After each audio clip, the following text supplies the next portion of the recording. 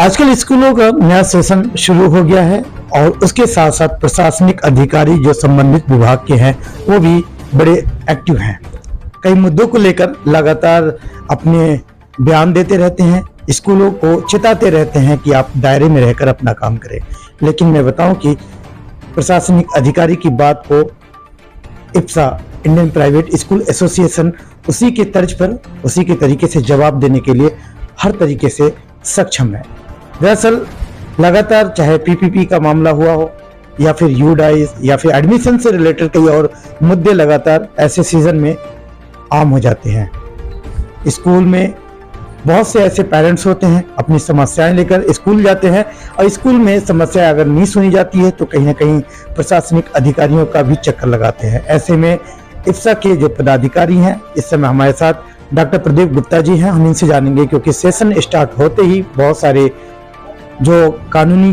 दांव पेच आते हैं। ऐसे में इप्सा किस तरीके से इन समस्याओं से निपटने के लिए लगातार प्रयासरत रहती है और आगे किस तरीके के अड़चन है जो स्कूल फेस करते रहते हैं, ऐसे में उनको सतर्क करने के लिए इप्सा की तरफ से क्या कुछ मैसेज है। प्रधान जी, जिस तरीके से देखा जाए आप लोगों ने जब से इप्सा को गठन किया तब से कई मुद्दे आते रहे और उस पे काम करते करते आप लोगों की अचीवमेंट को देखकर कहीं ना कहीं आप लोगों को बार बार सम्मानित किया जाता है। आज भी ऐसा मौका है कि जब आपके सामने कुछ लोग आप लोगों के कामों से उसको सराहा और आपको सम्मानित किया, आपके इप्सा के तमाम पदाधिकारियों को सम्मानित किया है। सबसे पहले मैं पीएनएन न्यूज को इंडियन प्राइवेट एसोसिएशन की तरफ से इस स्कूल में स्वागत करता हूं। जो आज आप जो एडमिशन के टाइम विभाग के द्वारा, शिक्षा विभाग के द्वारा नए नए फरमान हर वर्ष जारी कर दिए जाते थे, जैसे कि पीपीए को लेके,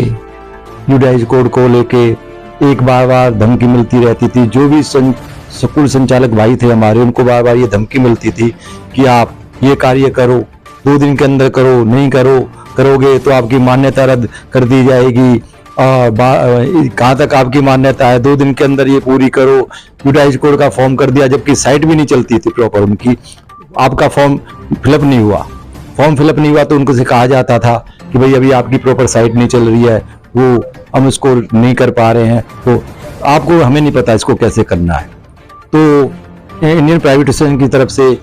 हमारे एडवाइजर से, लीगल एडवाइजर तरुण अरोड़ा द्वारा बार बार उनको उसका जवाब दिया गया और हम अब भी ये कहते हैं सभी शिक्षा से संबंधित जो भी है या कोई भी अगर हमारे स्कूल संचालक भाइयों को परेशान करेगा तो आगे भी पूर्ण जोर से आवाज उठाकर एसोसिएशन की तरफ से सारे भाई लोग और हमारे जो भी मेंबर्स हैं इसकी आवाज उठाकर इसको ही बंद किया जाएगा। सर, जिस तरीके से ये बहुत ज्यादा फैमिलियर और बहुत कॉमन समस्याएं बन के तब आती है जब एडमिशन का सेशन होता है, नया सेशन स्टार्ट है। ऐसे में तुगलकी फरमान जिस तरीके से प्रशासनिक अधिकारियों की तरफ से स्कूल की मान्यता रद्द कर दी जाएगी, स्कूल पे ऐसे एक्शन लेने की, स्ट्रिक्ट एक्शन की बात होती है, तो क्या आप लोग किस तरीके से जवाब दे पा रहे हैं? और बहुत से ऐसे स्कूल हैं वो डरे हैं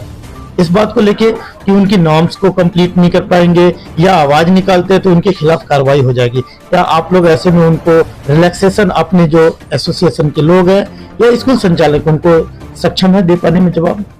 ये जो आपने क्वेश्चन किया है, ये तो जब हमारी एसोसिएशन भी नहीं बनी थी, जो हमारी एक छोटी सी अपनी कारिणी गठित हुई, जब से हमने उनकी प्रॉब्लम्स को सॉल्व करना शुरू कर दिया। क्योंकि कई लोगों ने, मैंने बताया, ये मान्यता नहीं है इस पे या कभी वो परेशान करते थे, उनके पास फाइलें होती थी, हमारे सभी संचालक स्कूलों के भाइयों के सारे दस्तावेज वहाँ पे जमा होते थे, फिर भी उनको हर रोज फोन कर करके ये कहा जाता था ये दस्तावेज दो, उसको भी इसी हमारी एसोसिएशन द्वारा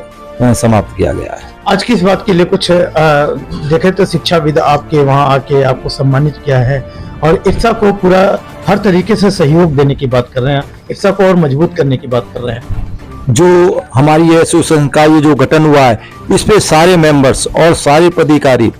एक आवाज के साथ उठ के खड़े होकर, रात को हम 12 बजे भी सबको या सारे हम आपस में एक दूसरे को फोन की घंटी बजते ही हम एकदम तैयार रहते हैं कि हमें क्या है। तो हम सभी, कोई भी स्कूल संचालक को परेशानी होती है तो अगले दिन ही हमें इसका तुरंत फैसला लिया जाता है। अब एक सरकार के द्वारा हमें बड़ी प्रॉब्लम आ रही है, जैसे कि हमारा MIS पोर्टल कोड है,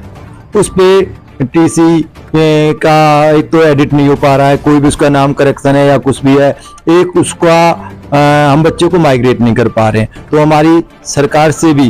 ये विनती है कि इसको जल्द से जल्द शीघ्र ठीक किया जाए। सर कुछ दिन पहले जब आप लोग एक पीपीपी के मुद्दे को लेकर आप लोग एक बड़ा फंक्शन करते हैं, खुशी जाहिर करते हैं कि ये प्रॉब्लम को एक बार के लिए होल्ड कर दिया गया 28 अप्रैल तक, आई थिंक आप लोगों ने एक स्टेटमेंट भी दिया था, लेकिन उस पर अभी तक हुआ क्या? कई बार स्कूल में विजिट होने पे स्कूल वाले भी परेशान है, वो कहते हैं कि अभी ये प्रॉब्लम सॉर्ट आउट नहीं हुआ, हमसे मांगा जा रहा है। तो इस पे क्या आप लोगों का प्रतिक्रिया अभी तक क्या है? अभी तक तो एडमिशन का जो पोर्टल है वही बंद पड़ा था,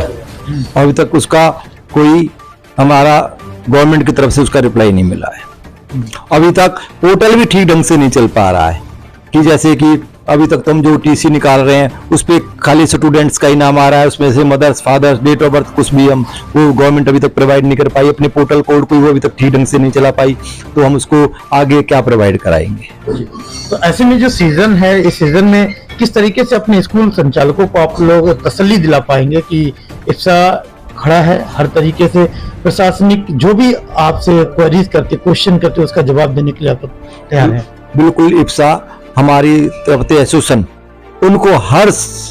मदद से मदद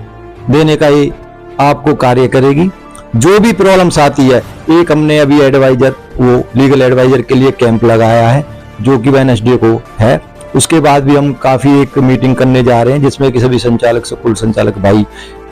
उपस्थित होंगे, मैं आशा करता हूं। और अगर उनकी कोई प्रॉब्लम्स भी है वो आए और सारे आए, ये भी नहीं है कि जो हमारी मेंबर है खाली वो ही आए, अगर मेंबर नहीं है उनका भी उसमें स्वागत है, और आके कोई भी उनकी प्रॉब्लम्स है वो उस दिन आए और अपनी प्रॉब्लम्स को एसोसिएशन के द्वारा रखें। वहाँ पे सारे मेंबर्स और जो हमारे भाई लोग हैं, हमारे लीगल एडवाइजर हैं, जो भी हैं, उनकी समस्या को तुरंत समाधान किया जाएगा। जो आपने बताया कि सडनली नोटिस आ जाते हैं कि स्कूल की मान्यता रद्द कर दी जाएगी, आखिर में किस बेस पे कहते हैं? क्या आप लोग ऐसे अवहेलना करते हैं जो इस तरीके से तुगलकी फरमान या फिर स्ट्रिक्टली आप लोगों को कहा जाता है कि आपकी मान्यता रद्द कर दी जाएगी? धमकी किस बात की आखिर? ये तो जिला शिक्षा अधिकारी को भी नहीं पता होता कि हमने आज क्या फरमान जारी किया गया है। जब उनसे क्वेश्चन करते हैं या जाते हैं, वो ये कह देते हैं कि भाई ये मेरे द्वारा नहीं किया गया। तो कुछ डिपार्टमेंट की कमियां है कि जो उनको एकजुट होकर नहीं करती, कि अगर उन्होंने कोई एक लेटर छोटा इशू कर दिया किसी के लिए, उसको वो इतना ज्यादा गंभीरता से बढ़ा देता है कि उसका ये नहीं पता होता कि हमें जवाब क्या देना है, क्या नहीं देना। उनका एक ही मकसद होता है कि मान्यता रद्द कर दी जाएगी। अगर कोई एक अध्यापक भी एक अध्यापक को भी एक भेज दिया भाई आपको लेटर जारी करना है, तो उसकी भी ये धमकी होती है कि मान्यता रद्द कर दी जाएगी। उसके द्वारा उसका भी हमने कल जवाब बना के सरकार को भेजा है। अभी सबसे ज्यादा जो दिक्कतें आती हैं कि कोई भी जो जिला शिक्षा अधिकारी है या शिक्षा संबंधित कोई भी अधिकारी है, वो कोई भी तुगलकी फरमान एकदम से जारी कर देता है। उसको इस बात से कोई मतलब नहीं है कि इसका इम्पैक्ट क्या पड़ सकता है। और अगर हम देखें तो जितने भी संदेश जिला शिक्षा अधिकारी, चाहे वो फरीदाबाद के हों, पलवल के हों या अन्य किसी जिले के हों, वो जितने भी SMS या जितने भी पत्र भेजते हैं, उसमें नीचे एक लाइन टैगलाइन डाल देते हैं कि यदि इन आदेशों की पालना नहीं की गई तो आपकी मान्यता रद्द कर दी जाएगी। जनरली हमने देखा, जब कल एक पलवल का जिला शिक्षा अधिकारी ने एक लेटर इशू किया जिसके अंदर मेंशन ये था कि सभी स्कूल संचालक, मुखिया जो हैं स्कूलों के, वो अपने स्कूलों के बाहर एक बोर्ड लगाएं जिसमें उनके स्कूल का नाम हो, कहां तक मान्यता प्राप्त है और कहां तक मान्यता प्राप्त है मेंशन हो। अन्यथा जितने खंड जिला शिक्षा अधिकारी हैं वह अपने उसको खंड शिक्षा अधिकारी उसको एक रेफर करें जिला शिक्षा अधिकारी को एक पत्र की इन्होंने आदेशों की पालना नहीं की, सिफारिश के साथ कि इनकी मान्यता रद्द कर दी जाएगी। तो यहाँ हमारा ये सवाल है कि जितने भी शिक्षा अधिकारी हैं, क्या वो गन पॉइंट पे स्कूल संचालकों से काम करवाना चाहते हैं, या उनके माइंड में एक सीधा सा डायरेक्शन दे रखी है उनको कि जो भी आप तुगलकी फरमान जारी करें उसमें सीधा सीधा कहते हैं कि आप इनको इन आदेशों की पालना करें अन्यथा मान्यता रद्द कर दी जाएगी। या यूं कहें कि लोकतंत्र के अंदर वो तानाशाही वाली जिंदगी जीना चाहते हैं। उन्हें ये लगता है कि हम बैठे और हमने जो आदेश पारित कर दिया उसकी पालना ना होने पर हम इन स्कूल संचालकों के साथ कैसा भी व्यवहार कर सकते हैं, जो कि गलत है। हमारे इप्सा के जो एसोसिएशन के राष्ट्रीय अध्यक्ष हैं श्री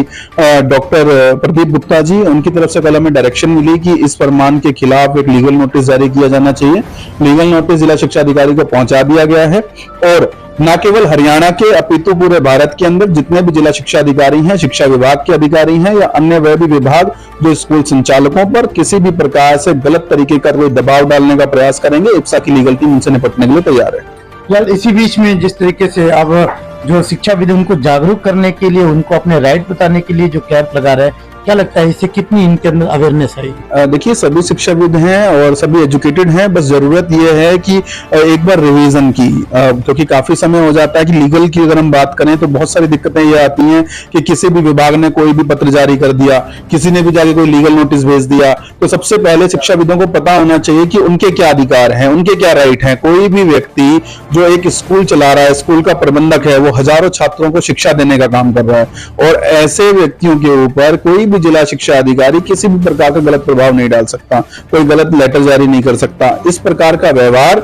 अगर हम कहें व्यवहार भी ना, दुर्व्यवहार प्रशासन के द्वारा स्कूल संचालकों के साथ किया जाता है। प्रशासन को हमेशा ये लगता है कि ये सोने की वो मुर्गी है जो सोने का अंडा देने का काम करती हैं और समय समय पर इनसे वो सोने का अंडा लेता रहना चाहिए। तो प्रशासन अपने दिमाग को ठंडा कर ले, गर्मी ज्यादा आ रही है, अदरवाइज लीगल टीम तैयार नहीं करती। देश दुनिया की हर लेटेस्ट खबर देखने के लिए सब्सक्राइब करें हमारे चैनल PNN को और साथ ही बेल आइकन दबाना ना भूलें।